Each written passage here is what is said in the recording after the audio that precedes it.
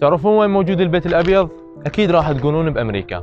لا، تعالوا معايا راح أشوفكم البيت الأبيض اللي موجود بالموصل.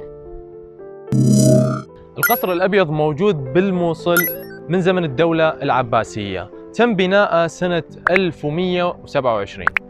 موقع هذا القصر على الضفة الغربية من نهر دجلة بالجانب الأيمن من الموصل. بنى هذا القصر الأتابكيون والحمدانيون والعقيليون، وهم أسروا عائلات حكمة الموصل.